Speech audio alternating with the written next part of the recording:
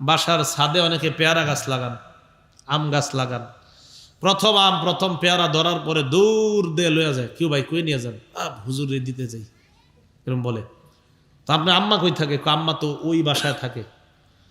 প্রথমে আপনি গাছের ফল পেয়ারা যদি আপনি কাউরে খাওয়ানো মনে করেন দরকার, আপনার আব্বা আম্মা জীবিত থাকলে ওখানে আগে নেন, পরে হুজুরে আনেন, ওখানে আগে নেন। কেন? ফাসাম্মাল জান্নাহ, সেখানে জান্নাত, সেখানে আগে নেন। আপনি কোন আলেমকে দিচ্ছেন, সমস্যা নাই, কোন আলেমের কাছে নেন, আগে আব্বা আম্মা, আগে কি? জি, আগে আব্বা আম্মার কাছে নেন। আরে ভাই, নবীজি বলেন কোন মুসলমানের যদি পিতামাতা দুইজন জিন্দা থাকে, সকালবেলা যদি আপনি উঠে একটু ফোন দেন, কথার কথা, এখন তো ফোন কেন বললাম, আপনি ঢাকায় আছেন, মা বাবা দেশে আছে, ফোন দিয়ে বললেন আব্বা কেমন আছেন, আম্মা কেমন আছেন, ভালো আছেন, একটু কথা বললেন, বলে একটু দোয়া নিয়ে বললেন আব্বা আমি কাজে যাচ্ছি, দোয়া করেন। এই যে হাসি মুখে একটু কথা বললেন, নবীজি বলছেন জান্নাতের দুইটা দরজা খুলে যায়। আলাদা বল মুফরাদে আসছে। আল্লাহ আমাদের সকলকে পিতা মাতার আমরা যেন গুরুত্ব দিতে পারি, আল্লাহ তৌফিক দান করেন। পিতা মাতার সেবা করা, তাদের যত্ন করার তৌফিক দান করেন। রাসূলুল্লাহ সাল্লাল্লাহু আলাইহি ওয়াসাল্লামের হাদিস থেকে একটা বিখ্যাত ঘটনা আমরা জানতে পারি। বুখারীতেও আসছে, মুসলিম শরীফেও আসছে। বুখারী শরীফের 2482 নম্বর হাদিসের বর্ণনা। এই হাদিসের মধ্যে আসছে রাসূলুল্লাহ সাল্লাল্লাহু আলাইহি ওয়াসাল্লাম একজন বিখ্যাত ব্যক্তির ঘটনা আমাদেরকে শুনিয়েছেন। তার নাম আপনারা শুনছেন, নাম জুরাইজ। কি নাম? জুরাইজ। এই জুরাইজ উনি কি করতেন? কানা রাজুলুন ফি বানি ইসরাঈল ইউকালু লাহু জুরাইজ। বনি ইসরাইলের এক ব্যক্তি ছিল, তার নাম জুরাইজ। মুসলিম শরীফে হাদিসটা লম্বা, বুখারীতে হাদিসটা একটু শর্ট, বাকি মুসলিমে একটু লম্বা। এই জুরাইজ কানা ইউসাল্লি ফি সাওমাআতিহি, তার ইবাদতখানায় নামাজ পড়তেন। এটা বুখারীর বর্ণনা। মুসলিম শরীফের বর্ণনা, ফাজাআত উম্মুহু, তার মা আসছে। আসার পর বললেন ইয়া জুরাইজ আনা উম্মুকা, জুরাইজ আমি তোমার মা, কাল্লিমনি, আমার সাথে কথা বলো। জুরাইজ চিন্তা করলেন, উসল্লি আও উজিবু, আমি কি নামাজ পড়বো নাকি মায়ের কথায় সাড়া দিব। ফাখতারাস সালাতা, উনি নামাজটাকে বেছে নিলেন, নফল নামাজ পড়তে থাকলেন। বুখারীতে একবারের কথা আছে, মুসলিম শরীফে আসছে একবার, মা চলে যাওয়ার পর আবার আসছে। আসার পর আবার ডাক দেয় জুরাইজ আনা উম্মুকা কাল্লিমনি, জুরাইজ আমি তোমার মা, কথা বলো। জুরাইজ আবার চিন্তা করলেন নামাজ পড়বো না কথা বলবো, মায়ের ডাকে সাড়া দিব। আবার নামাজ পড়তে থাকলেন, আবার মা আসছে। মুসলিম শরীফে আসছে 3 বার মা আসছে, বুখারীতে আসছে একবার। জুরাইজ চিন্তা করলেন নামাজ পড়বো নাকি মায়ের কথা শুনবো। এক পর্যায়ে উনি নামাজ পড়তে লাগলেন। 3 বার আসার পর মা বললেন আল্লাহুম্মা লা তুমিতহু হাত্তা তুরিয়াহুল মুমিসাত, আল্লাহ তুমি জুরাইজের মরণ দিবা না কোন পতিতার চেহারা না দেখায়া। একটা পতিতার পরীক্ষা ওরে ফালাইবা, এই পরীক্ষায় না ফালানো ছাড়া আল্লাহ তুমি ওরে মরণ দিও না। ঘটনা চক্রে এরপরে কি হয়েছে এটা বুখারীতে নাই, এটা আবার মুসলিম শরীফে আছে। এক খারাপ মহিলা যে টাকার বিনিময়ে নিজের সতীত্ব বিক্রি করে বেড়ায়, সেই মহিলা বলল লাফতিনান্না জুরাইজান, আমি জুরাইজরে বিপদে ফালাবো। এই কথা বইলা ফাতাআরাযাত লাহু, জুরাইজের সামনে আইসা বিভিন্ন অঙ্গভঙ্গি করতেছে যেন তার সাথে অপকর্মে লিপ্ত হয়। নাউজুবিল্লাহ। তিনি তার সাথে কোনো অপকর্ম করেননি। এই মহিলাটা কি করলো? আতাতরাইয়ান, একজন রাখালের কাছে যায়। আমকানাতহু মিন নাফসিহা, যাওয়ার পর তার সাথে অপকর্ম করছে রাখালের। ফাওয়ালাদাত গুলামান, অপকর্ম করার পর পেটে সন্তান এসে গেছে, সন্তান হয়ে গেছে। জনগণের কাছে সন্তান নিয়ে যায়, নেওয়ার পর কয় জনগণ কারে তোমরা এতদিন আল্লাহ ওয়ালা বুঝতা, ইবাদত খানায় যিনি ইবাদত করে তিনি আমার সাথেই অপকর্ম করছে, এর প্রমাণ হলো এই সন্তান। জনগণ কি করছে? আতা হুয়া কাসারু সৌমা আতা, আইসা একদম ইবাদত খানা পুরোটা ভেঙে দিস। জুরাইজ তাদের সামনে আসছে, আসার পর সাব্বুহু, তারা জুরাইজকে গালি দেয়। আসার পর জুরাইজকে যখন গালি দেয়, তাওয়াদ্দা, জুরাইজ ওযু করছে, ওযু করার পর সাল্লা, নামাজে দাঁড়ায়। নামাজ পড়ার পর আতাল গুলাম, ওই ছেলেটার কাছে আসছে, বাচ্চাটার কাছে। আসার পর বাচ্চাকে প্রশ্ন করলো মান আবুকা, তোমার বাবাকে। আল্লাহ ওই বাচ্চার জবান খুলে দেয়। 3 জন বাচ্চার জবান খুলে গেছে। একজন ইউসুফ জুলাইখা যে ঘরে ছিল, ওই ঘরে একটা বাচ্চা ছিল, এই বাচ্চার জবান খুলে গেছে। আরেকজন ঈসা আলাইহিস সালাম, আরেকজন এই জুরাইজ বিপদে পড়ার পর যে বাচ্চা, এই বাচ্চার জবান খুলছে। তাফসীরের কিতাবে মুসা আলাইহিস সালামের কথাও আছে, কিন্তু হাদিস কোরআন থেকে এই তিনজনেরটা নিশ্চিত পাওয়া যায়, এই তিনজন যে ছোটবেলায় কথা বলছে। তো জিজ্ঞাসা করলাম আবুকা, তোমার বাবাকে? বাচ্চা জবাব দিয়ে দেয় আর রাই, অমুক রাখাল আমার বাবা। আলহামদুলিল্লাহ, আলহামদুলিল্লাহি ওয়া কাফা ওয়া সালামুন আলা ইবাদিহিল্লাযীনা ইসতাফা। আম্মা বা'দু ফাআউযু বিল্লাহি মিনাশ শাইতানির রাজীম। বিসমিল্লাহির রহমানির রহিম।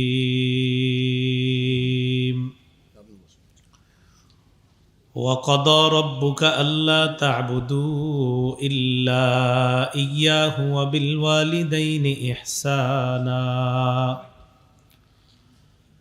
إما يبلغن عندك الكبر أحدهما أو كلاهما فلا تقل لهما أف ولا تنهرهما وقل لهما قولا كريما واخفض لهما جناح الذل من الرحمة وقل رب ارحمهما كما ربياني صغيرا. وقال رسول الله صلى الله عليه وسلم رضا الرب في رضا الوالد وسخط الرب في سخط الوالد وفي رواية رضا الرب في رضا الوالدين وسخط الرب في سخط الوالدين أو كما قال عليه الصلاة والسلام. اللهم صل على محمد وعلى آل محمد كما صليت على إبراهيم وعلى آل إبراهيم إنك حميد مجيد. اللهم بارك على محمد وعلى آل محمد كما باركت على إبراهيم وعلى آل إبراهيم إنك حميد مجيد. سبحانك لا علم لنا إلا ما علمتنا إنك أنت العليم الحكيم. মাদ্রাসাতুন নূর বাড্ডা হাফেজ ছাত্রদের পাগড়ি প্রদান উপলক্ষে আয়োজিত এই ইসলামী মহাসম্মেলনের সম্মানিত সভাপতি আলহাজ মাওলানা সাঈদ আল মিসবাহ দামাত বরকাতুহুমুল আলিয়া, মুহতামিম জামিয়াতু বিলাল ইবনে রবাহ রাদিয়াল্লাহু তাআলা আন, ঝাউচর, হাজারীবাগ, ঢাকা। আজকের মাহফিলের সম্মানিত অতিথিবৃন্দ এবং আমার আগে গুরুত্বপূর্ণ আলোচনা পেশ করেছেন মুহতারাম হযরত উলামায়ে কেরাম, সামনে উপবিষ্ট বাড্ডার আশেপাশের বিভিন্ন মসজিদ থেকে আগত সম্মানিত ইমাম সাহেবগণ, খতিব সাহেবগণ, মসজিদের দায়িত্বশীল মুয়াজ্জিন, খাদেম সহ বিভিন্ন মাদ্রাসার তালিবে ইলম ভাইয়েরা, সামনে উপবিষ্ট সর্বস্তরের মুসলমান ভাইয়েরা, পর্দার অন্তরালের মা বোনেরা, আল্লাহ পাক রব্বুল আলমিনের দরবারে শুকরিয়া আদায় করছি, আল্লাহ আমাদেরকে এই ইসলামী মহাসম্মেলনে উপস্থিত হওয়ার তৌফিক দান করেছেন বলি আলহামদুলিল্লাহ। সূরা বনী ইসরাঈলের একটি আয়াত আপনাদের সামনে তেলাওয়াত করলাম। আল্লাহ পাক রব্বুল আলামিন বলেন, ওয়াকাদা রাব্বুকা আল্লা তা'বুদু ইল্লা ইয়্যাহু ওয়া বিল ওয়ালিদাইনি ইহসানা। আপনার রব এই ফয়সালা করেছেন, হে পৃথিবীর মানুষ, তোমরা আল্লাহ ছাড়া কারো ইবাদত করবে না। ওয়া বিল ওয়ালিদাইনি ইহসানা, পিতা মাতার প্রতি সদাচরণ করবে। সূরা বাকারায় আল্লাহ বলেন, ওয়া ইজ আখাযনা মিসাকা বানি ইসরাঈলা লা তা'বুদুনা ইল্লাল্লাহ ওয়া বিল ওয়ালিদাইনি ইহসানা। বনি ইসরাইলের কাছ থেকে আমি এই অঙ্গীকার নিলাম, তোমরা আল্লাহ ছাড়া কারো ইবাদত করবে না, পিতা মাতার প্রতি তোমরা সদাচরণ করবে। সূরা আহকাফে আল্লাহ পাক রব্বুল আলামিন বলেন, ওয়া ওয়াসাইনাল ইনসানা বিওয়ালিদাইহি ইহসানা। আমি মানুষকে আদেশ করলাম, মানুষ যেন পিতা মাতার প্রতি সদাচরণ করে। হামালাতহু উম্মুহু কুরহা ওয়া ওয়াদাআতহু কুরহা। বিশেষ করে মায়ের কথা আল্লাহ বলেন, মা সন্তানকে পেটে ধারণ করে খুব কষ্ট করে, মা পেটে সন্তানকে ধারণ করার কষ্ট সহ্য করে। ওয়া ওয়াদাআতহু কুরহা, মা সন্তান প্রসব করার কষ্ট সহ্য করে। সূরা লোকমানে আল্লাহ পাক রব্বুল আলামিন বলেন, ওয়া ওয়াসাইনাল ইনসানা বিওয়ালিদাইহি। আমি মানুষকে আদেশ করলাম, মানুষ যেন পিতা মাতার আনুগত্য করে। হামালাতহু উম্মুহু ওয়াহনান আলা ওয়াহনিন, বিশেষ করে মা কষ্টের পর কষ্ট সহ্য করে একটা সন্তানকে পেটে ধারণ করে প্রসব করে। আয়াতগুলা একসাথে করলে বুঝে আসে, আল্লাহর হকের পরে বান্দার যে হক আল্লাহ আলোচনা করেছেন, সবচেয়ে গুরুত্ব দিয়েছেন পিতামাতার হককে। আল্লাহ পাক রব্বুল আলামিন আমাদের সকলকে পিতামাতার হক যেন আমরা আদায় করতে পারি, আল্লাহ তৌফিক দান করেন। সহিহ বুখারীর বর্ণনা 5970 নম্বর হাদিস।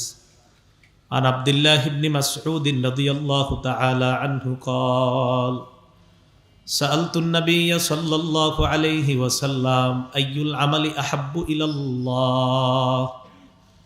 আব্দুল্লাহ ইবনে মাসউদ রাদিয়াল্লাহু তাআলা আনহু বলেন, আমি রাসূল সাল্লাল্লাহু আলাইহি সাল্লামকে জিজ্ঞাসা করলাম, আল্লাহর কাছে কোন আমল সবচেয়ে বেশি পছন্দনীয়, সবচেয়ে বেশি প্রিয়? ফাকালা রাসূলুল্লাহ সাল্লাল্লাহু আলাইহি ওয়াসাল্লাম আস-সালাতু আলা ওয়াক্তিহা। নবীজি বললেন, সময় মতো নামাজ পড়া আল্লাহর কাছে সবচেয়ে প্রিয় ইবাদত। ক্বালা সুম্মা আইয়ুন ইয়া রাসূলুল্লাহ। এরপর তিনি প্রশ্ন করলেন, হুজুর এরপর কোন আমলটা আল্লাহর কাছে সবচেয়ে বেশি প্রিয়? ক্বালা বিররুল ওয়ালিদাইন। নবীজি বললেন, পিতা মাতার সেবা করা এরপরে সবচাইতে আল্লাহর কাছে বেশি প্রিয় ইবাদত। ক্বালা সুম্মা আইয়ুন ইয়া রাসূলুল্লাহ। তিনি প্রশ্ন করলেন, হুজুর এরপর আল্লাহর কাছে সবচেয়ে প্রিয় আমল কোনটা? ক্বালা আল জিহাদু ফি সাবিলিল্লাহ। এরপর আল্লাহর কাছে সবচেয়ে প্রিয় আমল হলো আল্লাহর রাস্তায় জিহাদ করা। বুখারী শরীফের 5971 নম্বর হাদিসের বর্ণনা। এই হাদিসের মধ্যে রাসূল সাল্লাল্লাহু আলাইহি সাল্লাম বলেন, আবু হুরায়রা রাদিয়াল্লাহু তাআলা আনহুর বর্ণনা, যা রাজুলুন ইলা রাসূলিল্লাহি সাল্লাল্লাহু আলাইহি ওয়াসাল্লাম। এক ব্যক্তি আল্লাহ রাসূলের কাছে আসলেন, আসার পর প্রশ্ন করলেন, ইয়া রাসূলুল্লাহ মান আহাক্কু বিহুসনি সাহাবাতি। আরেক বর্ণনায় মান আহাক্কুন নাস বিহুসনি সাহাবাতি।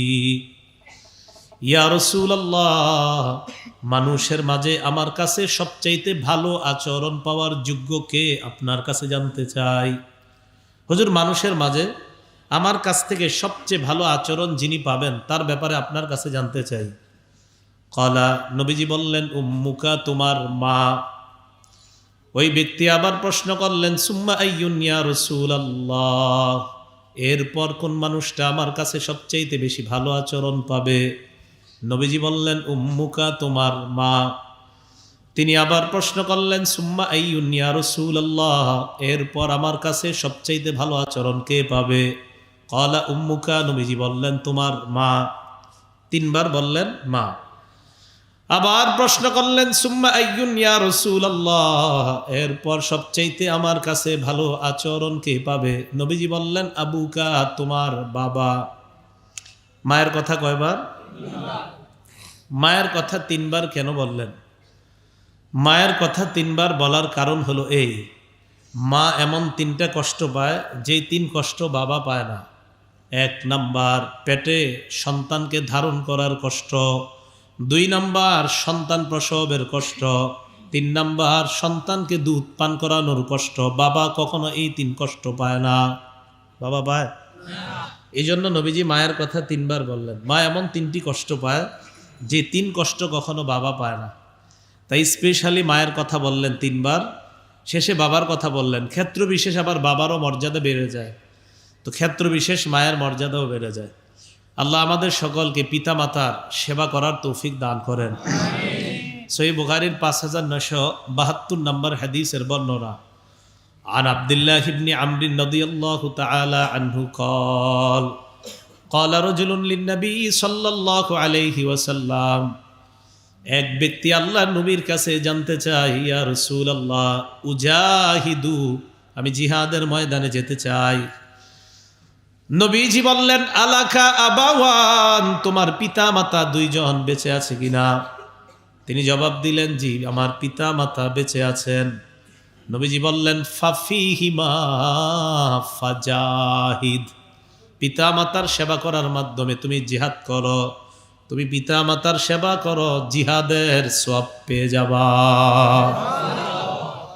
সহিহ বুখারীর 5973 নম্বর হাদিসের বর্ণনা।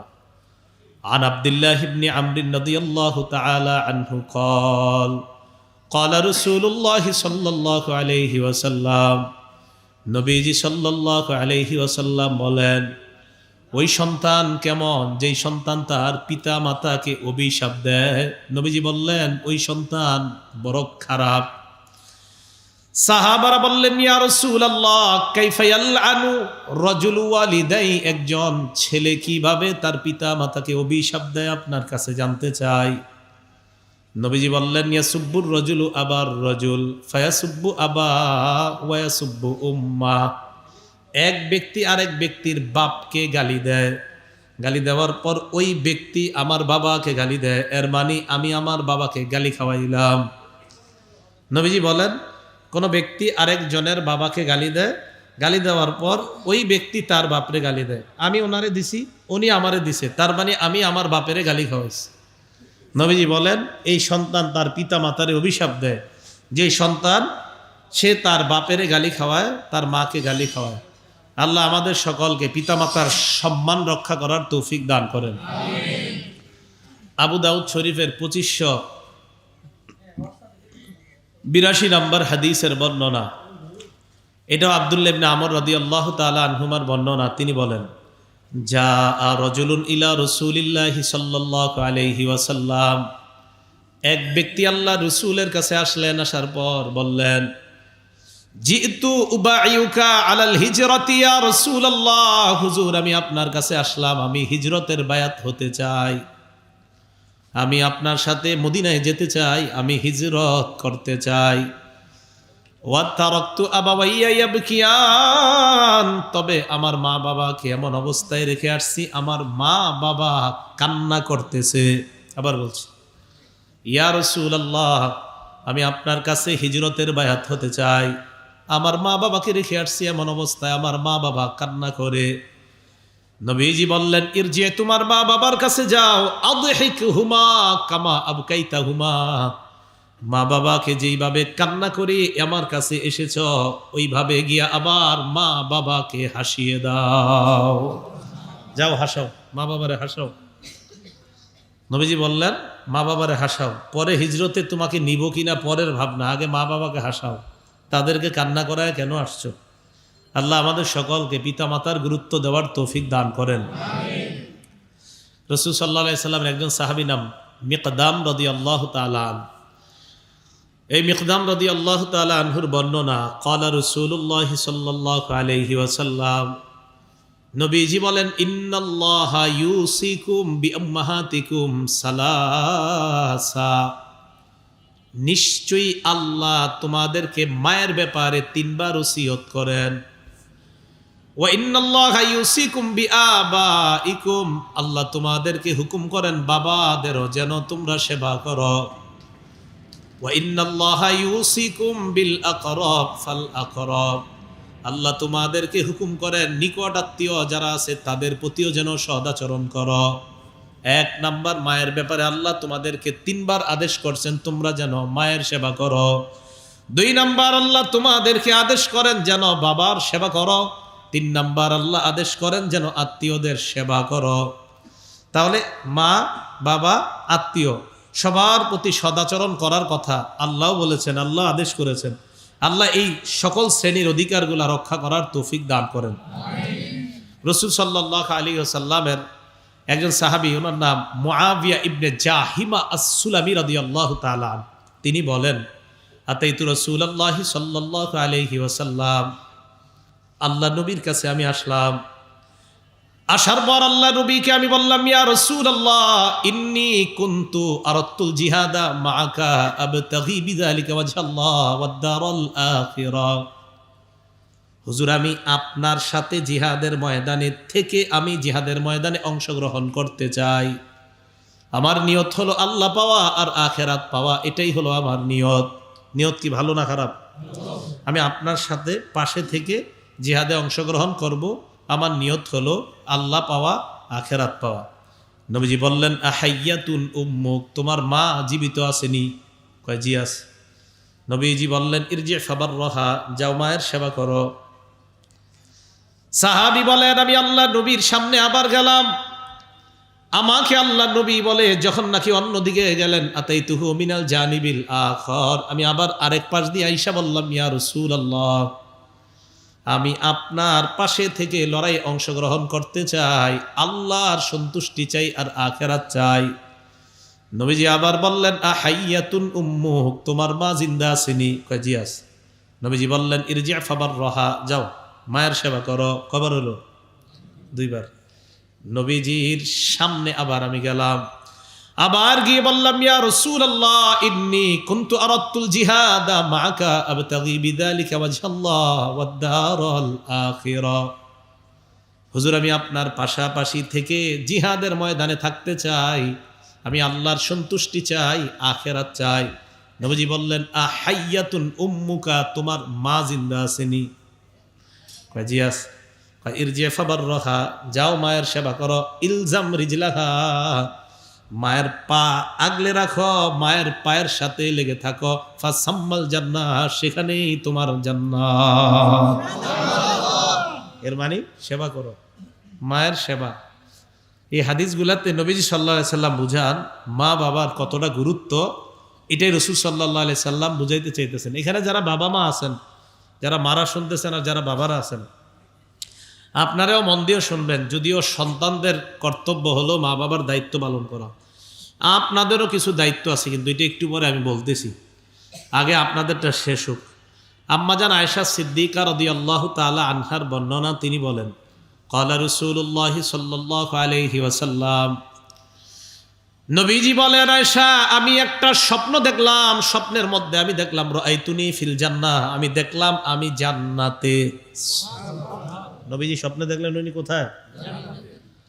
আমি যখন জান্নাতের মধ্যে আমি স্বপ্ন দেখলাম, সামিআতু সাওতা কারিইন ইয়াকরাউ, হঠাৎ আমি একজনের কোরআন তেলাওয়াত শুনতে পাইলাম, আমার কানে একজনের কোরআন তেলাওয়াত আসতেছে। কোথায়? জান্নাত। আমি ফেরেশতাদেরকে প্রশ্ন করলাম, ফেরেশতারা মান হাজা, এটা কার তেলাওয়াত? ফেরেশতারা জবাব দেয়, হারিসা ইবনুন নু'মান। হুজুর, যার তেলাওয়াত আপনি শুনছেন তার নাম হলো হারিসা ইবনে নু'মান। নবীজি বলেন, আয়েশা কাযালিকাল বিররু কাযালিকাল বীর, এমনটাই পিতামাতার সেবা করা, এমনটাই হলো পিতামাতার সেবা করা। মানে কি? নবী বলেন, ওয়া কানা আবাররান নাসি বি উম্মিহি, এই হারিসা তার মার বড় সেবা করত, তাই আল্লাহ তার কোরআন তেলাওয়াত আমাকে জান্নাতে শোনায়া দেয়। মার খুব সেবা করত। এই জন্য পিতামাতার তাদের সাথে আচরণ সুন্দর করা, আল্লাহ তৌফিক দান করেন। তাইসালা ইবনে মাইয়াস, মনে থাকবে নামটা? পুরাটা দরকার নাই, বলেন তয়সালা। ইমাম বুখারীর একটা কিতাব আছে নাম আল আদাবুল মুফরাদ, এই কিতাবের 8 নম্বর হাদিস। এই তয়সালা ইবনে মাইয়াস তিনি বলেন, কুনতু মান নাজদাত, আমি যুদ্ধে বিভিন্ন সময় যুদ্ধের ময়দানে থাকি, যুদ্ধ বিগ্রহে লিপ্ত থাকি। আসবাতু যুনুবা, আমার কিছু গুনাহ হয়ে গেছে, আমি বড় বড় গুনাহ করছি। আরাহা মিনাল কাবাইর, এই গুনাহগুলো আমার কাছে কবিরা গুনাহ মনে হয়েছে। ফাযাকারতু যালিকা লিইবনে ওমর রাদিয়াল্লাহু তাআলা আনহুমা, আমি গুনাহের কথা আব্দুল্লাহ ইবনে ওমরকে জানাইলাম। আব্দুল্লাহ ইবনে ওমর জানার পর আমাকে বললেন, মা হিয়া, গুনাহগুলা কি তুমি যে করছো? তিনি বলেন, কাজা ওয়া কাজা, অমুক অমুক গুনাহ। একটু বুঝেন এই জায়গাটা, এই জায়গায় বোঝা যায় আপনি যদি কোনো আল্লাহওয়ালার কাছে যান, যদি কোনো বড় আলেমের পরামর্শে আপনি চলেন, আপনার গুনাহের কথা তাকে জানানো জায়েজ আছে। আপনি ওনার সাজেশনে চলেন, তো গিয়ে বললেন সবাইরে না, বন্ধুদেরকে না, শুধু যার সাজেশনে চলেন ওনার কাছে গিয়ে যদি বলেন যে আমি তো হুজুর বড় বড় পাপ হয়ে যাইতেছে, উনি যদি জিজ্ঞাসা করে কি পাপ, তখন ওনাকে শুধু বলা যাবে, কারণ উনি আপনার সংশোধন করবে। ওনাকে বলাটা পাপ প্রকাশ করার গুনাহ না। আব্দুল্লাহ ইবনে ওমরকে একজনে বলছেন গিয়ে, আমি তো গুনাহ করছি। আব্দুল্লাহ ইবনে ওমর কয়, কি গুনাহ করছো? এই যে জিজ্ঞাসা করলেন, তো উনি বললেন কাজা ও কাজা, অমুক অমুক। উনি কিন্তু কোন গুনাহ এটা আমাদেরকে বলছেন না। তার মানে আপনিও যদি কাউকে গুনাহের কথা বলেন, সবাইরে বলবেন না, শুধু তাকে বলবেন যার দ্বারা আপনার সংশোধনের আশা আছে। তো আব্দুল্লাহ ইবনে ওমর রাদিয়াল্লাহু তাআলা ওনার গুনাহের কথা শুনে বললেন, লাইসাত হাযিহি মিনাল কাবাইর, এইগুলা কবিরা গুনাহ না।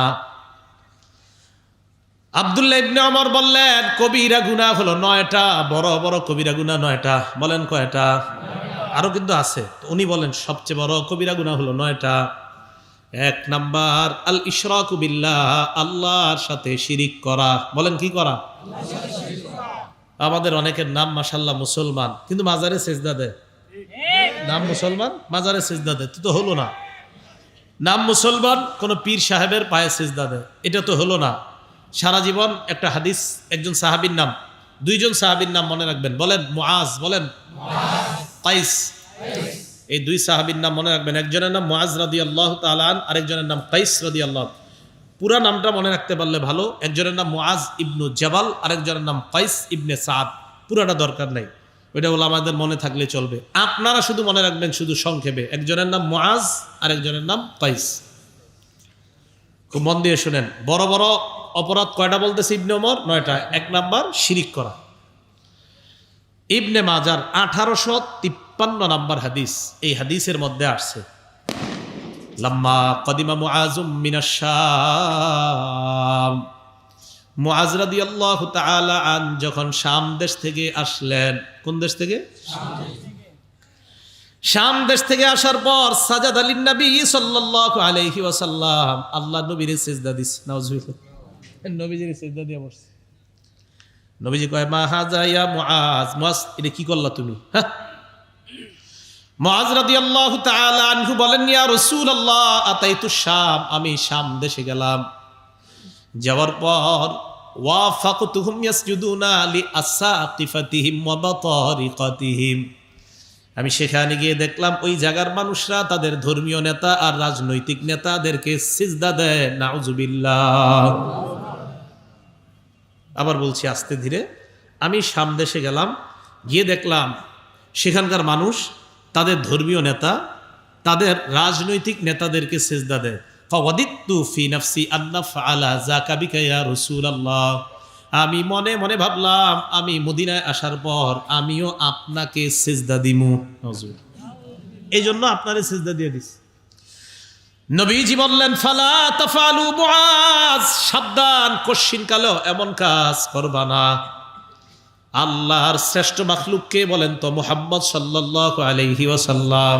বলেন মাখলুকের মধ্যে শ্রেষ্ঠ কে? মুহাম্মদ সাল্লাল্লাহু আলাইহি ওয়াসাল্লাম।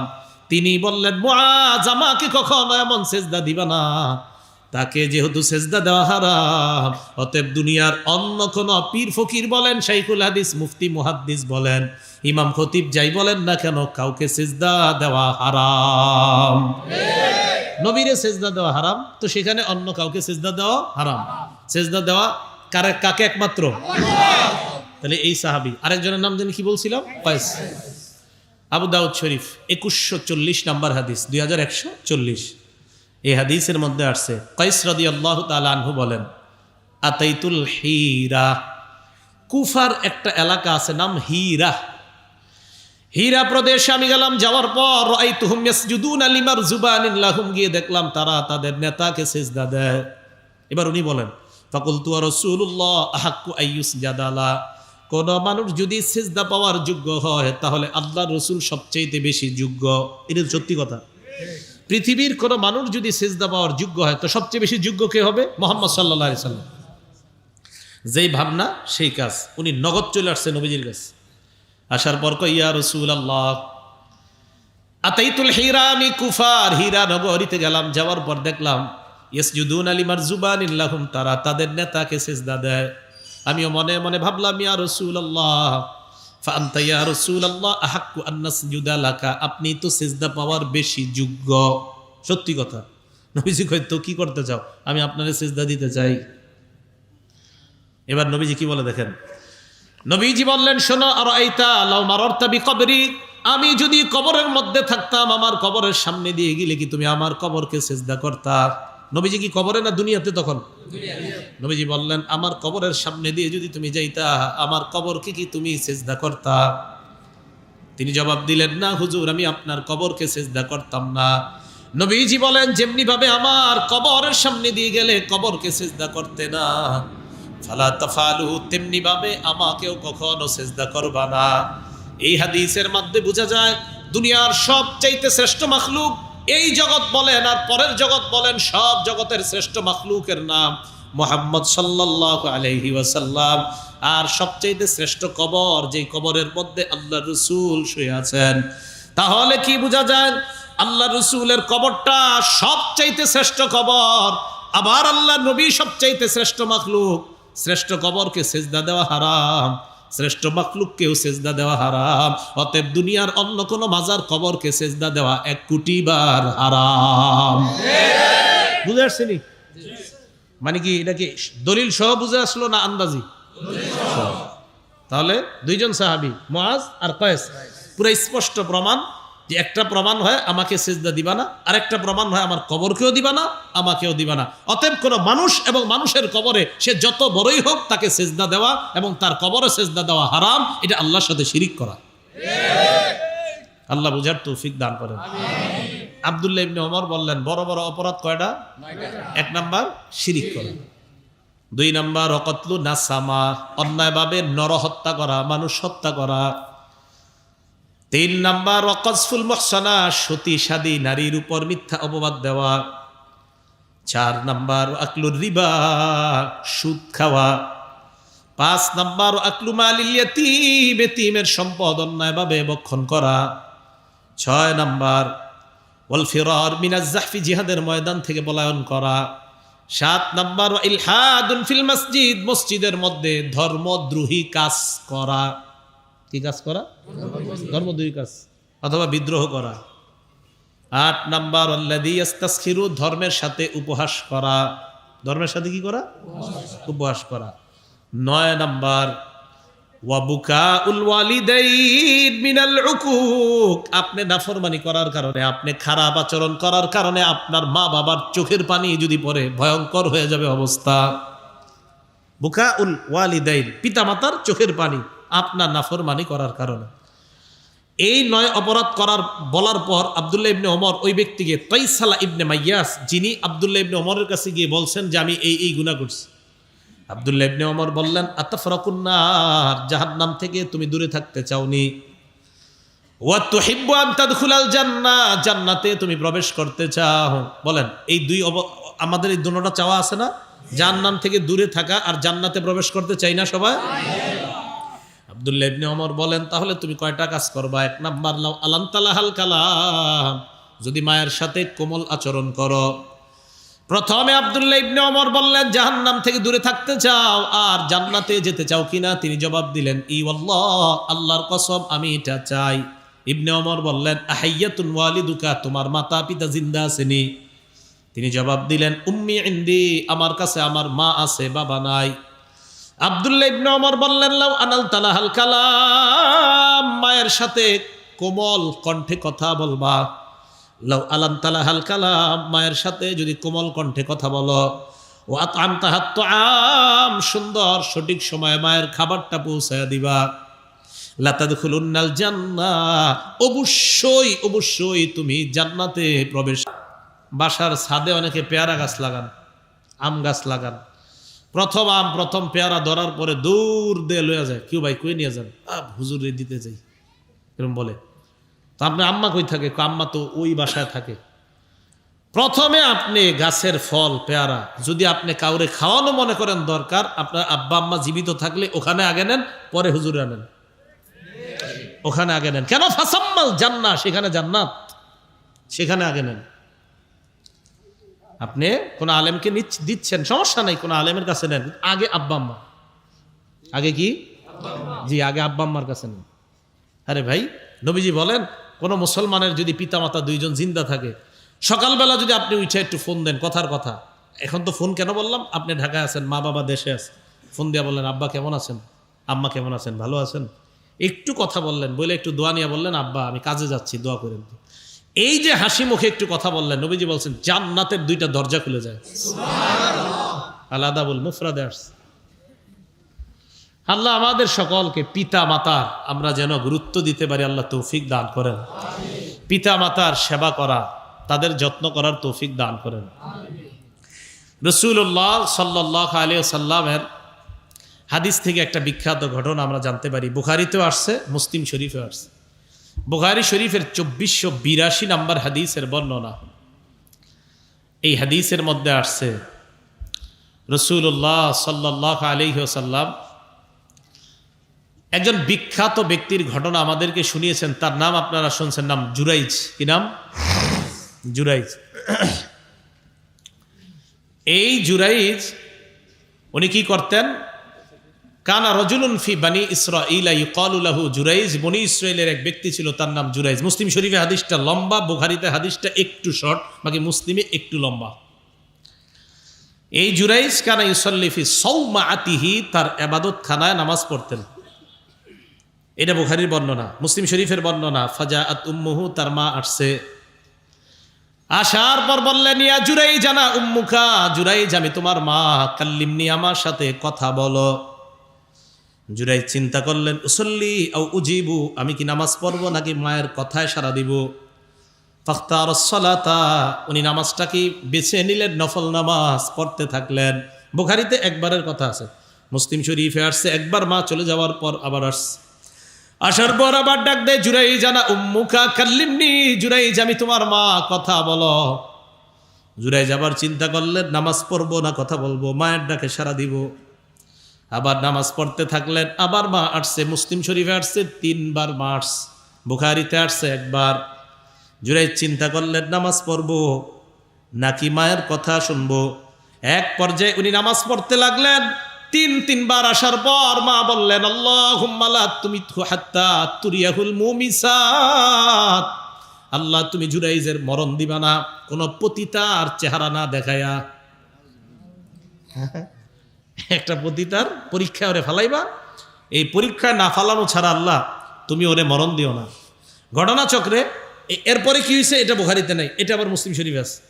এক খারাপ মহিলা যে টাকার বিনিময়ে নিজের সতীত্ব বিক্রি করে বেড়ায়, সেই মহিলা বলল, লাফতিনান্না জুরাইজান, আমি জুরাইজরে বিপদে ফালাবো।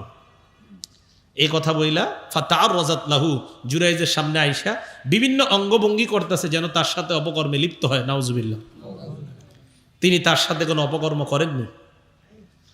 এই মহিলাটা কি করলো? আতাতরাইয়ান, একজন রাখালের কাছে যায়। আমকানাতহু মিন নাফসিহা, যাওয়ার পর তার সাথে অপকর্ম করছে রাখালের। ফাওয়ালাদাত গুলামান, অপকর্ম করার পর পেটে সন্তান এসে গেছে, সন্তান হয়ে গেছে। জনগণের কাছে সন্তান নিয়ে যায়, নেওয়ার পর কয়, জনগণ কারে তোমরা এতদিন আল্লাহ ওয়ালা বুঝতা, ইবাদত খানায় যিনি ইবাদত করে তিনি আমার সাথেই অপকর্ম করছে, এর প্রমাণ হলো এই সন্তান। জনগণ কি করছে? আতা হুয়া কাসারু, 100 আতা, আইসা একদম ইবাদত খানা পুরোটা ভেঙে দিস। জুরাইজ তাদের সামনে আসছে, আসার পর অসাব্বুহু, তারা জুরাইজকে গালি দেয়। আসার পর জুরাইজকে যখন গালি দেয়, তাওয়াদ্দা, জুরাইজ ওযু করছে, ওযু করার পর সাল্লা, নামাজে দাঁড়ায়। নামাজ পড়ার পর আতাল গুলাম, ওই ছেলেটার কাছে আসছে, বাচ্চাটার কাছে আসার পর বাচ্চাকে প্রশ্ন করলো, মান আবুকা, তোমার বাবাকে। আল্লাহ ওই বাচ্চার জবান খুলে দেয়। তিনজন বাচ্চার জবান খুলে গেছে। একজন ইউসুফ জুলাইখা যে ঘরে ছিল, ওই ঘরে একটা বাচ্চা ছিল, এই বাচ্চার জবান খুলে গেছে। আরেকজন ঈসা আলাইহিস সালাম, আরেকজন এই জুরাইজ বিপদে পড়ার পর যে বাচ্চা, এই বাচ্চার জবান খুলছে। তাফসীরের কিতাবে মুসা আলাইহিস সালামের কথাও আছে, কিন্তু হাদিস কোরআন থেকে এই তিনজনেরটা নিশ্চিত পাওয়া যায়, এই তিনজন যে ছোটবেলায় কথা বলছে। তো জিজ্ঞাসা করল, মান আবুকা, তোমার বাবাকে। বাচ্চা জবাব দিয়ে দেয়, আর রাঈ, অমুক রাখাল আমার বাবা। জনগণ জুরাইজকে কয়, আমাদের ভুল হয়ে গেছে, নাবনি সৌমাতাকা মিন যাহাবিন ওয়া ফিদ্দা, তোমার ইবাদত খানাটা স্বর্ণ রূপা দিয়ে আবার বানায়া দেই। জুরাইজ কয়, না, দরকার নাই, আইদুহু মিন তিন, এটা আবার আগের মতো মাটি দিয়ে বানায়া দাও। জুরাইজ বুঝতে পারলেন, আমার আম্মার কথা শোনার যদি না শুন, আমি না, আমার আম্মার কথা না শোনার কারণে আম্মা আল্লাহর কাছে বলছে, আল্লাহ তার মরণের আগে পতিতার পরীক্ষা না ফালায়া তারে মরণ দিও না। পরীক্ষা পড়ছিল, যদিও আল্লাহ আবার উদ্ধার করছে, কিন্তু আল্লাহ দেখাইয়া দিলেন যে মা বলছে তো বাস, তোমাকেও আমি পরীক্ষা ফেলাইয়া দিছি।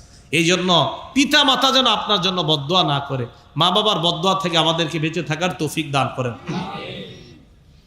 এটা হলো সন্তান যারা আছেন তারা এই আচরণ করবেন। এবার আসেন পিতা মাতারা, শুনেন, বিসমিল্লাহ। এখন আপনার সন্তান আপনার সাথে সদাচরণ করবে কখন? এটারে ছোটবেলা থেকে সারাক্ষণ টেলিভিশন দেখাইবেন, দেখাইতে দেখাইতে বড় করবেন, তখন আপনার সাথে সুন্দর আচরণ করে বৃদ্ধাশ্রমে নিয়ে সুন্দরভাবে রেখে আসবে। পিতা মাতার সাথে সন্তান যে সদাচরণ করবে, এটা কখন? যদি সন্তানের হক পিতা মাতা আদায় করে। এতক্ষণ কার হক জানলাম? পিতা মাতার। এখন জানবো আমরা সন্তানের হক, যে সন্তানের আবার হক কি। সন্তানের 12টা হকের কথা মনে রাখবো। জোরে বলেন, কয়টা? 12টা। এই জায়গায় পিতা যারা আছেন হাত তোলেন। মাশাআল্লাহ, এই সবই তো মাশাআল্লাহ। হাত নামান। জি জি। পিতারা সন্তানের 12টা হক মনে রাখবো। কয়টা?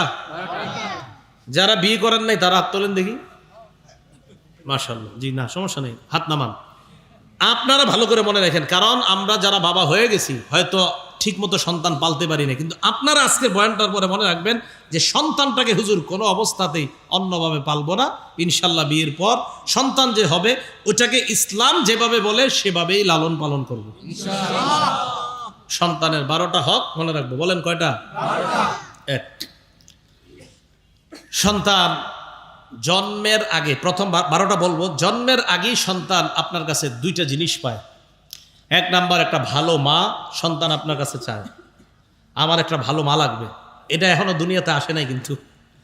2 নাম্বার, সন্তানের আরেকটা অধিকার নেককার সন্তানের জন্য। প্রথম হলো ভালো মা। বুখারী শরীফের 5090 নম্বর হাদিসের মধ্যে আসছে, রাসূল সাল্লাল্লাহু আলাইহি সাল্লাম বলেন, তুনকাহুল মারআতু লি 4টি গুণ দেখে নারীকে বিয়ে করা হবে। 1 নাম্বার, লিমালিহা, সম্পদ দেখে। এজন্য যৌতুক চান নাকি? না, যৌতুক হারাম। সবাই জোরে বলেন, যৌতুক হারাম। 1 নাম্বার লিমালিহা, সম্পদ দেখে। 2 নাম্বার ওয়ালি হাসাবিহা, বংশ দেখে। 3 নাম্বার ওয়া জামালিহা, সৌন্দর্যতা দেখে। 4 নাম্বার ওয়ালি দীনিহা, দিনদারিতা দেখা।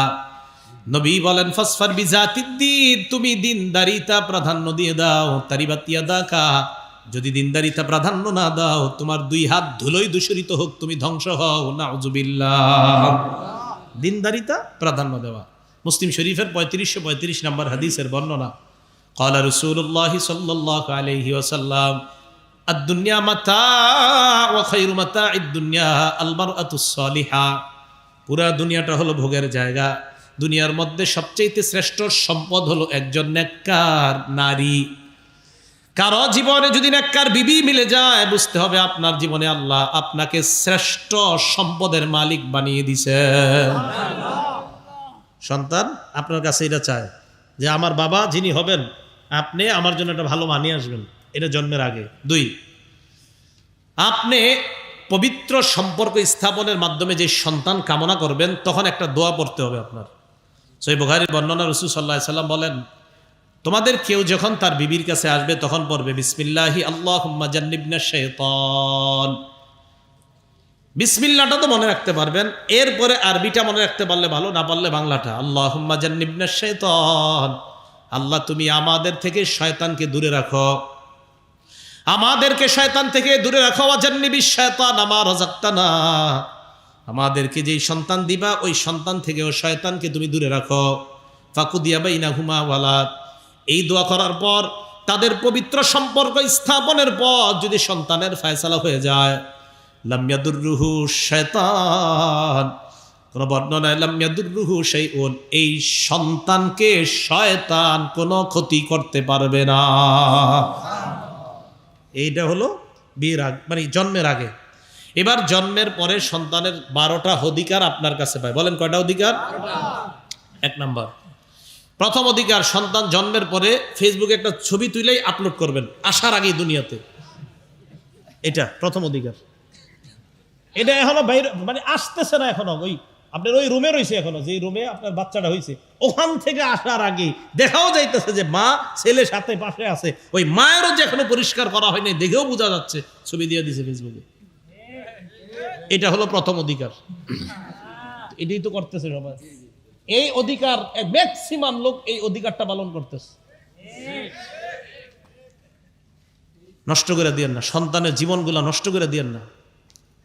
1 নাম্বার, কানে আজান দিবেন। বলেন কি দিবেন? আজান, প্রথম কাজ। ছেলে হলে আজান দিবেন, মেয়ে হলে কাউরে জানাইবেন না কথাটা, নাকি? ছেলে হলো আজান, মেয়ে হলে আজান। মেয়ে হলে চেহারা কালো হয় অনেকের, হয় কোরআনে বলছে আল্লাহ, আপনি না বললেও হয়। সূরা নাহলের 58 নম্বর আয়াতে আল্লাহ বলছেন, ওইজা বুশিরা আহাদুহুম বিল উনসা যাল্লা ওয়াজহুহু মুসওয়াদ্দা হুয়া কাযিম। ভাই, কিছু মানুষকে কন্যা সন্তানের সুসংবাদ দিলে চেহারাটা কালো হয়ে যায়, কপালটা কুঁচকায়, না ভাল লাগে না, পছন্দ হয়নি। তাহলে ছেলে হলো আজান, মেয়ে হলো আজান, প্রথম কাজ। দলিল আবু দাউদ শরীফের 5105 নম্বর হাদিস, উবাইদুল্লাহ ইবনে আবি রাফি' থেকে বর্ণনা, তিনি বলেন, রাআইতু রাসূলুল্লাহি সাল্লাল্লাহু আলাইহি ওয়াসাল্লাম আয-যানা ফি উযুনিল হাসান ইবনে আলী ইবনে আবি তালিব রাদিয়াল্লাহু তাআলা আন হিনা ওয়ালাদাতহু ফাতিমা বিস-সালাত। উবাইদুল্লাহ ইবনে আবি রাফি' বলেন, আমি আল্লাহর নবীকে দেখলাম, হাসান রাদিয়াল্লাহু তাআলা আন যেদিন জন্মগ্রহণ করলেন, নামাজের আজানের মতো আল্লাহর নবীকে আমি দেখলাম, নামাজে যেই আজান দেওয়া হয় অবিকল ওই আজান নবী হাসানের কানের মধ্যে দিলেন। নবীজি আজান দিস, নবীজি। তাহলে প্রথম অধিকার আজান, এই আজানটা ওর কানে, প্রথমে আল্লাহ শব্দটা ওর কানে দিবেন, আল্লাহ কবুল করেন, আমিন। 2 নাম্বার, তাহনিক করানো। বলেন কি করানো?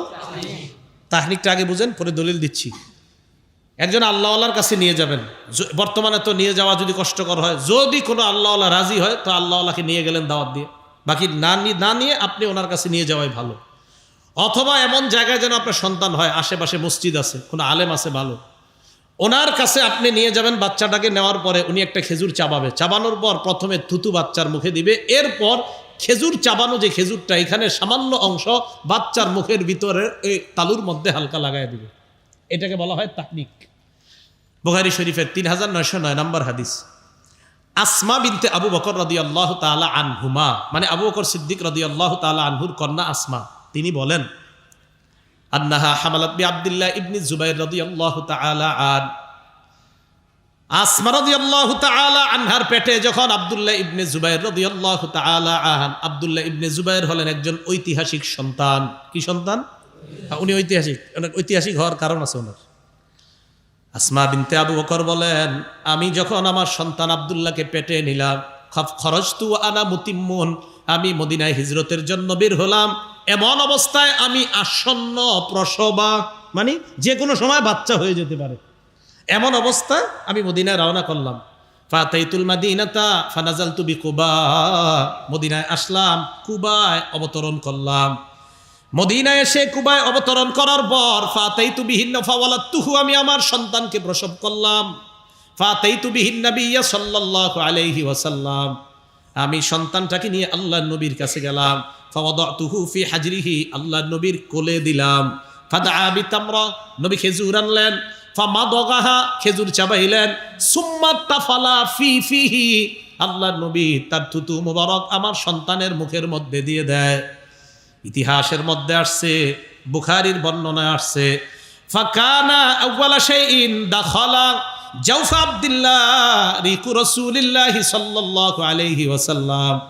আব্দুল্লাহ ইবনে জুবাইরের পেটে দুনিয়ার কোনো খাবার যায় নাই, সর্বপ্রথম আল্লাহর নবীর থুতু মুবারক তার পেটে যায়। দুনিয়াতে আসার পর নবীর থুতু সর্বপ্রথম তার পেটে যায়। ভাবা যায় কত বড় ফজিলতের কাজ। নবীজির থুতু মুবারক সর্বপ্রথম আব্দুল্লাহ ইবনে জুবাইরের পেটে গেছে। হাদিসের শেষে আসছে, ফাকানা আউয়ালা মাউলুদিন উলিদা ফিল ইসলাম। মুসলমানরা মদিনায় হিজরত করে যাওয়ার পর কারো সন্তান হয় না। কাফেররা বলাবলি করতে লাগলো, এইগুলা মনে হয় যত খারাপই আছে সব মদিনায় নিয়ে আসছে, নাউজুবিল্লাহ। এই মদিনায় মুসলমানরা যাওয়ার পর সর্বপ্রথম যেই সন্তানটা হয়েছে মুসলমানের, তার নাম আব্দুল্লাহ ইবনে জুবাইর। এই জন্য উনি একজন ঐতিহাসিক সন্তান, মনে থাকবেনি। এই আব্দুল্লাহ ইবনে জুবাইর মুসলমানদের প্রথম সন্তান। কখন? মদিনায় যাওয়ার পর। তাহলে 2 নাম্বার তাহনিক করা। তাহনিকটা মনে থাকবে সবার। আবু মুসা রাদিয়াল্লাহু তাআলা আনহু একটা বর্ণনা আছে সহিহ বুখারীর 5467 নাম্বার হাদিস। তিনি বলেন, ওয়ালিদালি ওয়ালাদুন, আমার একটা সন্তান হয়েছে, ছেলে হয়েছে। ছেলে হওয়ার পর আমি আল্লাহ নবীর কাছে নিয়ে গেলাম। নেওয়ার পর আল্লাহ নবী তাকে তাহনিক করাইলেন। সাম্মাহু ইব্রাহিম, তার নাম ইব্রাহিম রাখলেন। এই হাদিস থেকেও বোঝা যায় আল্লাহ নবী তাহনিক করাইলেন। তাহনিক মানে খেজুর চাবাবে, চাবানোর পর প্রথমে থুতু দিবে, দেওয়ার পর এরপর চাবানো খেজুরের সামান্য অংশ দাঁতের মাড়ির মধ্যে লাগায় দিবে, মুখের মাড়িতে। তো 2 নাম্বার তাহনিক করা। 3 নাম্বার, আমরা যারা নবজাতককে দেখতে যাব, ফেসবুকে ছবি টুবি না তুইলা আমরা তার জন্য বরকতের দোয়া করব। বলেন কিসের দোয়া? মনে রাখবেন, প্রত্যেকটা নবজাতক দুনিয়াতে আসার পর তারে যারা আমরা দেখতে যাই, সে আমাদের কাছে পাওনা। ও দুনিয়ার মানুষ, তোমরা আমাকে যারা দেখতে আসছো আমার জন্য বরকতের দোয়া করো, এটা ওই নবজাতক আমাদের কাছে পাওনা। দলিল আবু দাউদ শরীফের 5106 নম্বর হাদিস। আনা আয়েশা সিদ্দিকা রাদিয়াল্লাহু তাআলা আনহা ক্বালাত, আম্মা জান আয়েশা বলেন, কানা রাসূলুল্লাহ সাল্লাল্লাহু আলাইহি ওয়াসাল্লাম ইউতা বিসসিবিয়ান। আম্মা জান আয়েশা বলেন, আল্লাহ নবীর কাছে বাচ্চাদেরকে আনা হতো। আনার পর ফায়াদউ লাহুম বিল বারাকা, আল্লাহ নবী তাদের জন্য বরকতের দোয়া করতেন। কিসের দোয়া?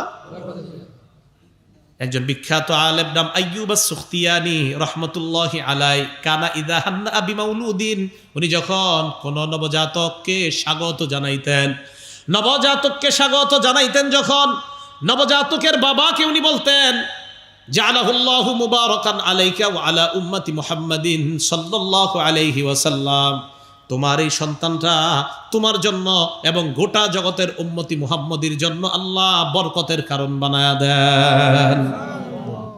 ছবি তুলতেন না দোয়া করতেন? দোয়া। তাহলে 3 নাম্বার বাচ্চার জন্য বরকতের দোয়া করা। 4 নাম্বার আকিকা করা। বলেন কি করা? আকিকা করা। আকিকার ব্যাপারটা খুব ভালো করে শোনেন। আকিকার ব্যাপারে শুধু মানুষ প্রশ্ন করে, হুজুর আকিকার গোস্ত খাওয়া যাবে কিনা? আকিকার গোস্ত যার আকিকা ও সহ সবাই খাবে। ও তো আর খাবে না, 7 দিনের দিন আর ও কি খাবে? কথার কথা, ও যদি খাইতে পারে ওর মুখে একটু ঝোল টোল দিয়ে দিন। কেন আপনারা এটা খাইতে চান না? না খেলে আমার জন্য বাড়াই দিন, কি করবে না? হে পবিত্র খাদ্য খাইতে চায় না, কয় না না এটা ধরিস না। মুরব্বীরা কয় বুঝায়, না না আকিকার গোস্ত খাওয়া যাবে না, মানে কি? এটা আনন্দ করে খাবেন, মনে থাকবে তো? আকিকার গোস্ত খাওয়া যাবে, খাবেন। দেখি কারা কারা খাবেন না। এটা খাবেন, এটা পবিত্র, এটা খাবেন। বুঝি নাই এটা মানে এমন একটা হয়েছে আপনার মানে হয়ে গেছে এরকম না, এটা মনে হয় কি জানি, আরে কি জানি মানে, হ্যাঁ গরিবদেরকেও দিয়ে, কিন্তু আপনারাও খাবেন, জায়েজ আছে। প্রথম কথা, আকিকা কততম দিনে করবেন? প্রথম কথা, আকিকা 7ম দিনে করবেন। কোনতম দিনে? নাসাই শরীফ 4220 নম্বর হাদিসের বর্ণনা। ক্বালা রাসূলুল্লাহ সাল্লাল্লাহু আলাইহি ওয়াসাল্লাম, নবীজি বলেন, আল আকিকাত কুল্লু গুলাবিন রহিনুন বিআকিকাতিহি, যত নবজাতক দুনিয়ার মধ্যে আসে প্রত্যেকটা নবজাতক তার আকিকার সাথে আবদ্ধ। তুযবাহু আনহু ইয়াওমা সাবিহি, 7ম দিনে তার আকিকা করবে, তার পক্ষ থেকে জবাই করা হবে। ওয়া ইহলাকু রাসুহু, 7ম দিনে তার মাথা মুন্ডন করা হবে। ওয়া ইউসাম্মা, তার নাম রাখা হবে। মাথা মুন্ডন করার পর একটা কাজ করবেন, তিরমিজির 1519 নম্বর হাদিসের বর্ণনা। মাথা মুন্ডন করার পর আল্লাহর নবী ফাতেমা রাদিয়াল্লাহু তাআলা আনহাকে বললেন, ফাতেমা ইহলিকি রাসা, হাসানের মাথাটা মুন্ডন করে দাও। ওয়া তাসাদ্দাকি বিজানাতি শারিহি ফিদ্দাতান, হাসানের মাথার চুল পরিমাণ রূপা সদকা করে দাও। তাহলে মাথার যেই চুলগুলা, এই চুলগুলা স্বর্ণকারের দোকানে নিয়ে যাবেন, মাপবেন, মাপার পর এই পরিমাণ যতটুকু রূপা হয় ওই রূপাটা অথবা রূপা পরিমাণ অর্থ সদকা করে দিবেন। মনে থাকবে? কততম দিনে? সপ্তম দিনে। এটা যতটুকু, বেশি হবে না, সামান্য হবে এটা, এই আমলটা করা। এখন আসেন, যদি সপ্তম দিনে না পারেন তাহলে 14তম দিনে অথবা 21তম দিনেও আপনি দিতে পারবেন। দলিল আল জামিউস সগীর কিতাবের নাম, 5681 নম্বর হাদিসের বর্ণনা। এই হাদিসের মধ্যে আসছে আল আকিকাতু তুসবাহু লিসাবঈন, আকিকা সপ্তম দিনে। সপ্তম দিনে যদি না হয়, আও লি আরবা আশারাতা, 14তম দিনে। 14তম দিনে যদি না হয়, আও লি 21 21তম দিনে। তাহলে বলেন 7, 14, 21। এরপরে যদি কারো সামর্থ্যের অভাব হয় সেক্ষেত্রে কি করবেন? পরে দিয়ে নিন। সামর্থ্যের অভাব, এখন টাকা নাই, তাহলে পরে দিয়ে দিন। এটা দেওয়া ভালো। তিরমিজি শরীফের 1515 নম্বর হাদিসের মধ্যে আসছে, রাসূল সাল্লাল্লাহু আলাইহি সাল্লাম বলেন, মাল গুলামি আকিকা, প্রত্যেকটা বাচ্চার সাথে আকিকা থাকে। আহরিকু আনহু দামা, বাচ্চার পক্ষ থেকে রক্ত প্রবাহিত করো। ওয়া আমিতু আনহুল আযা, এই আকিকার মাধ্যমে বাচ্চার কষ্টগুলা দূর করে দাও। তাহলে আকিকা করতে বলছে, তার পক্ষ থেকে আকিকা করো আর তার কষ্ট দূর করো। এখন আসেন, যদি আকিকা আপনি করবেন, ছেলে হয় তাহলে 2টা পশু, মেয়ে হইলে 1টা। বলেন ছেলে হইলে কয়টা? 2টা, মেয়ে হইলে 1টা। তিরমিজি শরীফের বর্ণনা 1519 নম্বর বর্ণনা। এই বর্ণনার মধ্যে আসছে, রাসূল সাল্লাল্লাহু আলাইহি ওয়াসাল্লামের একজন মহিলা সাহাবিয়া নাম হাফসা বিনতে আব্দুর রহমান, তার কাছে গেছে অনেকে। যাওয়ার পর তাকে প্রশ্ন করছে, আকিকা কিভাবে করব? তিনি বললেন, আনিল গুলামি শাতানি মুকাফিআতান, ছেলের পক্ষ থেকে 2টা। ও আনিল জারিয়াতি শাতুন, মেয়ের পক্ষ থেকে 1টা। বলেন ছেলের পক্ষ থেকে কয়টা? আর মেয়ের পক্ষ থেকে? এখন কথা হলো, কারো যদি সামর্থ্য কম হয়, সেই লোক যদি ছেলের পক্ষ থেকে 1টা দেন তাও আদায় হবে। সামর্থ্য যদি কম হয়, তিনি যদি মেয়ের পক্ষ থেকে 1টা দেন, সেক্ষেত্রে কি হবে বলেন তো? আদায় হয়ে যাবে। তিরমিজির বর্ণনা আসছে, আক্কা রাসূলুল্লাহ সাল্লাল্লাহু আলাইহি সাল্লাম আনিল হাসানি বিশাত, নবীজি হযরত হাসানের ক্ষেত্রে 1টা আকিকা করছেন। কয়টা? 1টা। 1টা পশু দিয়ে আকিকা করছেন। তাহলে 1 পশুতে আকিকা করা যদি সামর্থ্যের অভাব হয়, এটাও জায়েজ আছে। এখন কথা হলো, যে পশুটা আকিকা করবেন, এই পশুটা কি ছেলে হবে না মেয়ে হবে? যেটা করবেন আর কি, পশুটা, এটা কি খাসি হবে না ছাগল হবে? এটা কথার কথা। মনে রাখবেন, যেই পশু আপনি আকিকা করবেন, এই ব্যাপারে উম্মে কুরস, নবীজির একজন মহিলা সাহাবিয়া, নবীজির প্রশ্ন করছে, ইয়া রাসূলুল্লাহ, আমরা যে আকিকা করব, এটা কেমন পশু হবে? নবীজি বললেন, শোনো, তোমরা আকিকা করবা, লা ইয়াদুররুকুম যুকরানান কুন্না আও ইনাসা, এটা ছেলে হোক পশুটা অথবা মেয়ে হোক, ছেলের পক্ষ থেকে 2টা পশু, ওই 2 পশু ছেলেও হতে পারে, মেয়ে হতে পারে। মেয়ের পক্ষ থেকে 1 পশু, এটা ছাগলও হতে পারে, খাসিও হতে পারে, কোনো সমস্যা নাই। তাহলে ছেলে হোক মেয়ে হোক, তাদের পক্ষ থেকে যদি আকিকা করেন, ছেলের পক্ষ থেকে যে 2 পশু আকিকা করবেন, ওই 2 পশু ছেলেও হতে পারে, মেয়ে হতে পারে, মানে নর হতে পারে, মাদিও হতে পারে। মেয়ের পক্ষ থেকে 1টা, এটাও নর হতে পারে, মাদি হতে পারে। তিরমিজি শরীফের 1513, 1514, 1515, 1516 সবগুলো হাদিস আকিকার ব্যাপারে। এ হলো 4 নাম্বার। 5 নাম্বার, সুন্দর নাম রাখা। বলেন কি রাখা? একটা সন্তান তার বাবার কাছে, তার পরিবারের কাছে এটা পাওনা যে আমার নাম আপনারা বল্টু রাখবেন না, সল্টু রাখবেন না, সুন্দর নাম রাখবেন, এটা পাওনা। বাইহাকি শরীফ 11 নম্বর খণ্ড 133 নম্বর পৃষ্ঠা।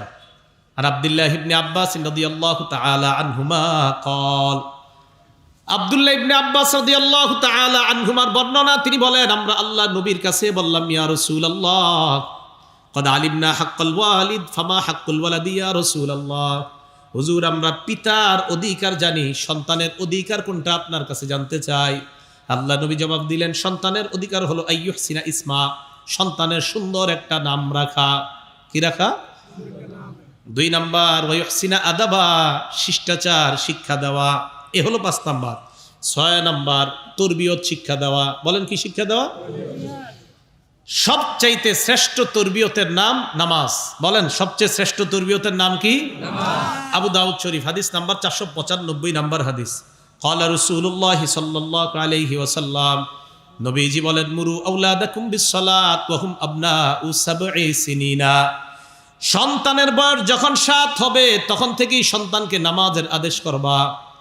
ওয়াদরিবুহুম আলাইহা ওয়া হুম আবনাউ 10 সিনিন।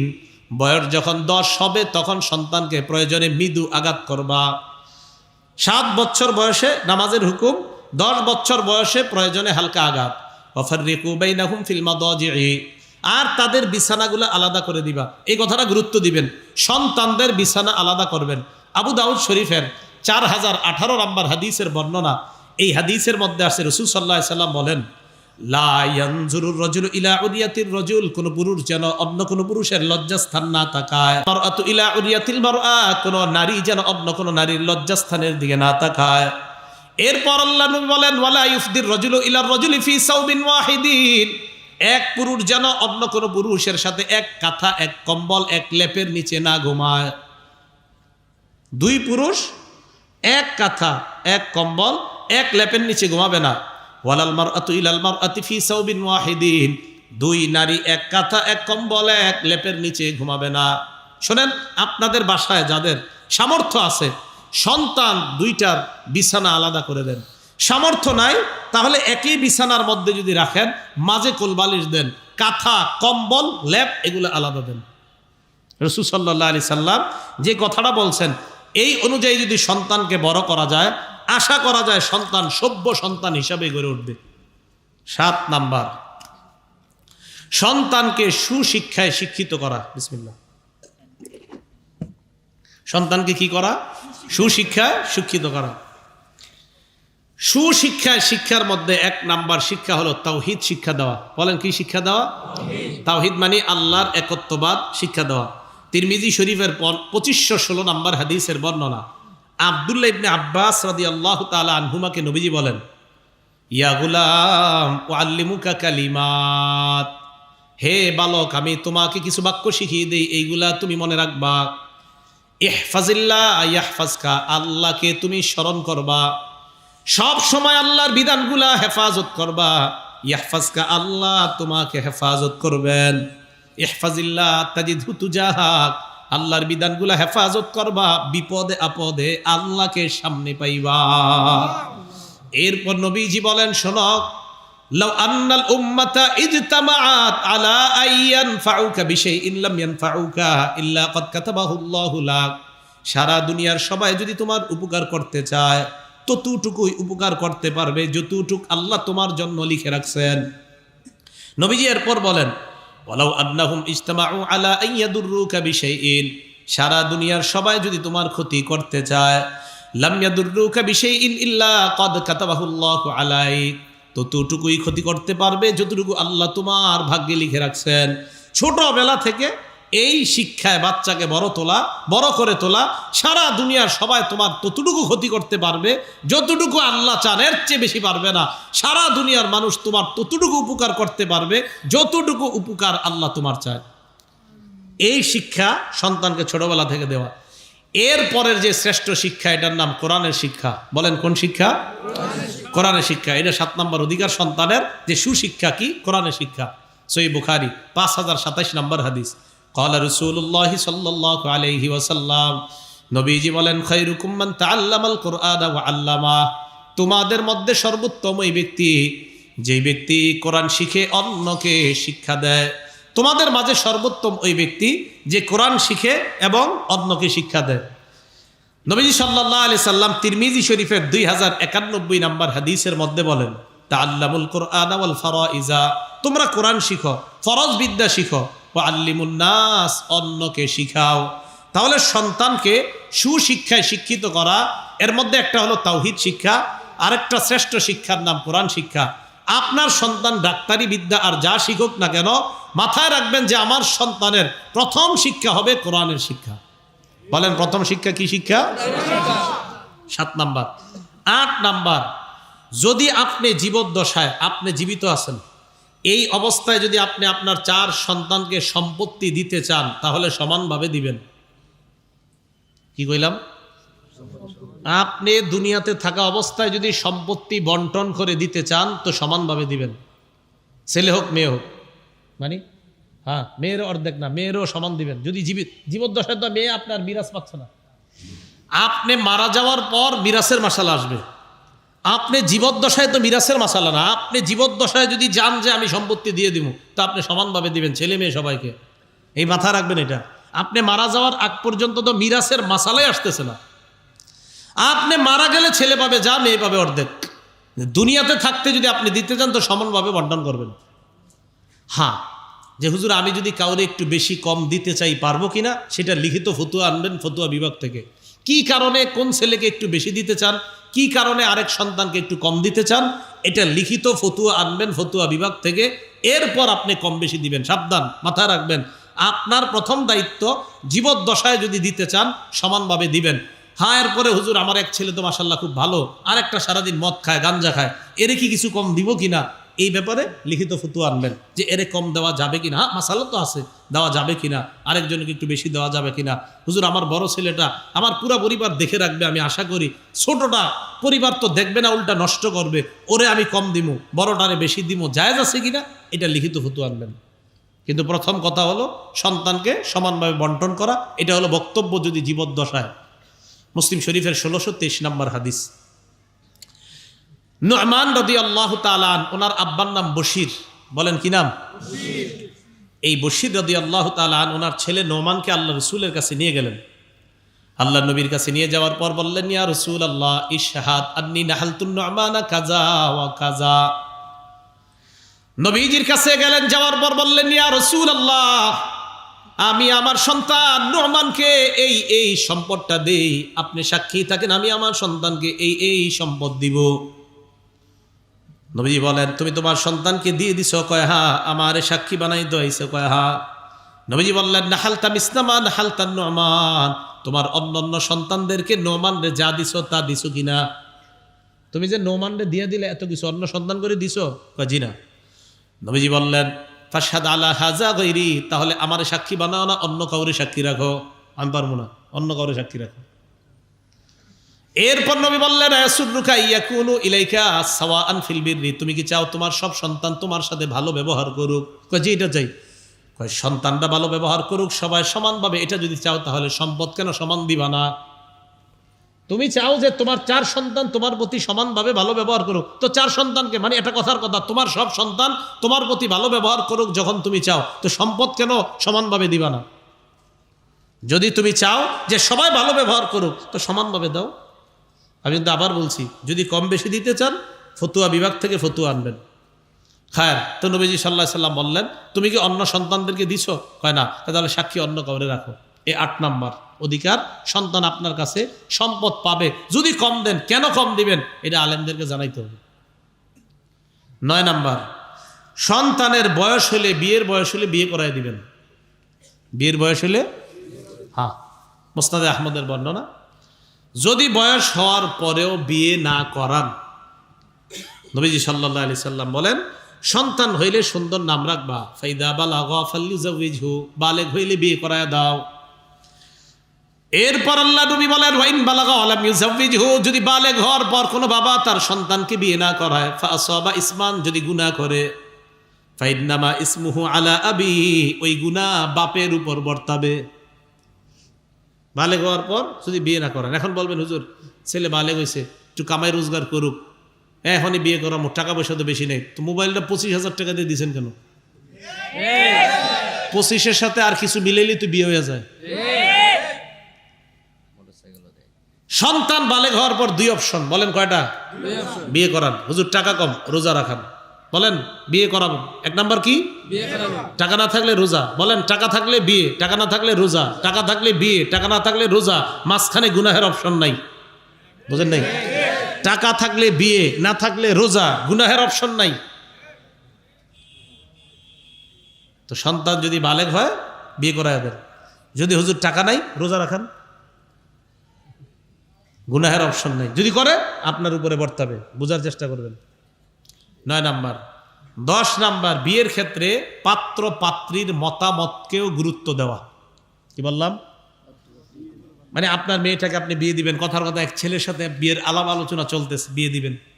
তো যার সাথে বিয়ে দেওয়ার আলাপ আলোচনা চলতেছে মেয়েটার একটু জিজ্ঞাসাও করেন না আগামী শুক্রবার বিয়ের ডেট ফাইনাল করে ফেলছেন না, মেয়েরও মতামত আছে কিনা এটা জানবেন। মুসনাদে আহমদের বর্ণনা, নবীর যুগে এক ঘটনা ঘটে গেছে। এক মেয়ে আম্মাজান আয়েশা সিদ্দিকার কাছে আসার পর বলে, আম্মাজান ইন্না আবি জাওয়াজানি মিন ইবনি আখিহি, আমার আব্বা আমাকে আমার চাচাতো ভাইয়ের সাথে জোর করে বিয়ে দিয়ে দিছে। ওয়ানা কারিহা, আমি এই বিয়েতে রাজি ছিলাম না, আমার আব্বা আমাকে আমার চাচাতো ভাইয়ের সাথে জোর করে বিয়ে দিয়ে দিছে। দেখছেন নি, এই যুগের ঘটনা ওই যুগেও ঘটতো। আম্মাজান আয়েশা বলেন, ইজলিসি হাত্তা ইয়াতিয়া রাসূলুল্লাহ, অপেক্ষা করো আল্লাহর রাসূল আসা পর্যন্ত, তারপর মাসালা জানবা। নবীজি আসলেন, আসার পর আল্লাহর নবী মাসালা জানলেন, মানে প্রশ্নটা জানলেন। জানার পর নবীজি তার বাবাকে ডাকলেন, ডাকার পর মেয়েকে বললেন, তুমি বলো এই বিয়েতে তুমি থাকবা নাকি তোমার বিয়েটা আমি ভেঙে দিব।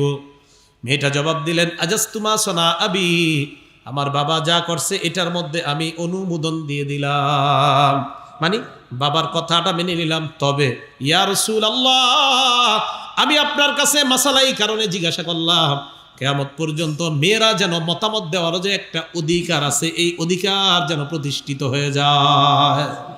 এই কারণে আপনার কাছে মেয়েদের অধিকার যেন প্রতিষ্ঠিত হয়, এই জন্য আপনি এটা বলে দেন, বাকি আমি ঠিক আছে আব্বার কথা মেনে নিছি। 11 নাম্বার, সন্তানের ভরণ পোষণের দায়িত্ব আপনার। আবু দাউদ শরীফের 1692 নম্বর হাদিসের বর্ণনা, নবীজি সাল্লাল্লাহু আলাইহি সাল্লাম বলেন, কাফা বিল মারই ইসমান আইয়ুদাইয়া মা ইয়াকুত, একটা বাবার জন্য খারাপ হওয়ার জন্য এতটুকুই যথেষ্ট, তার পরিবারের টাকা পয়সা সে জুয়া খেলায় আর খারাপ কাজে লাগায়। যেটা তার সন্তান পাইতো, যেটা তার বিবি পাইতো, এটা সে অন্য জায়গায় কাজে লাগায়। তাহলে ওইটা সন্তানের অধিকার, পরিবারের অধিকার আপনি অন্য জায়গায় নষ্ট করা। 12 নাম্বার অধিকার, সন্তানের জন্য বদদোয়া করবেন না। কি করবেন না? বদদোয়া করবেন না, দোয়া করবেন। আবু দাউদ শরীফের 1532 নম্বর হাদিসের বর্ণনা, এই হাদিসের মধ্যে রাসূল সাল্লাল্লাহু আলাইহি ওয়াসাল্লাম বলেন, লা তাদউ আলা আনফুসিকুম, নিজেদের বিরুদ্ধে বদদোয়া করবা না। ওয়ালা তাদউ আলা আওলাদিকুম, সন্তানদের বিরুদ্ধে বদদোয়া করবা না। ওয়ালা তাদউ আলা খাদামিকুম, কর্মচারীদের বিরুদ্ধে বদদোয়া করবা না। ওয়ালা তাদউ আলা আমওয়ালিকুম, সম্পদের বিরুদ্ধে বদদোয়া করবা না। নিজের বিরুদ্ধেও না, সন্তানের বিরুদ্ধে না, খাদেমদের বিরুদ্ধে না, সম্পদের বিরুদ্ধে না। নবীজি সাল্লাল্লাহু আলাইহি সাল্লাম সন্তানদের জন্য বদদোয়া করতে নিষেধ করলেন, তাদের জন্য দোয়া করা। এই 12টা অধিকার সন্তান আপনার কাছে পাও না। 1 নাম্বার তার কানে আজান দেওয়া, 2 নাম্বার তাহনিক করা, 3 নাম্বার তার জন্য বরকতের দোয়া করা, 4 নাম্বার আকিকা করা, 5 নাম্বার সুন্দর একটা নাম রাখা, 6 নাম্বার তরবিয়ত শিক্ষা দেওয়া, 7 নাম্বার সুশিক্ষায় শিক্ষিত করা, 8 নাম্বার সমানভাবে সম্পদ তাদেরকে দেওয়া জীবদ্দশায় যদি দিতে চান, 9 নাম্বার আপনার সন্তানের বিয়ের বয়স হলে বিয়ে করায় দেওয়া, 10 নাম্বার সন্তান বিয়ের ক্ষেত্রে তাদের মতামতকে গুরুত্ব দেওয়া, 11 নাম্বার সন্তানের অধিকার ভরণ পোষণের দায়িত্ব আপনি নেওয়া অন্তত বালেগ হওয়া পর্যন্ত, 12 নাম্বার সন্তানের বিরুদ্ধে বদদোয়া না করা। সন্তান যারা আছি আমরা পিতামাতার অধিকারগুলো আদায় করব, পিতামাতা যারা আছি আমরা সন্তানের অধিকারগুলো আমরা আদায় করব। আল্লাহ পাক রব্বুল আলামিন আমাদের সকলকে যেই কথাগুলো আমরা শুনলাম বললাম, আমাদের সকলকে আমল করার তৌফিক দান। আমরা কেউ উঠবো না। এখন ছেলেদেরকে মাথায় পাগড়ি দেওয়া হবে, হাজী সাহেব হুজুর পাগড়ি দিবেন, আমরা বসি মেহরবানি করে। আমরা কেউ উঠবো না, পাগড়ি পরানো হবে, এরপর আখিরি মুনাজাত হবে, তারপর ইনশাল্লাহ আমরা বিদায় নিব। আল্লাহ পাক রব্বুল আলামিন আমাদের সকলকে এত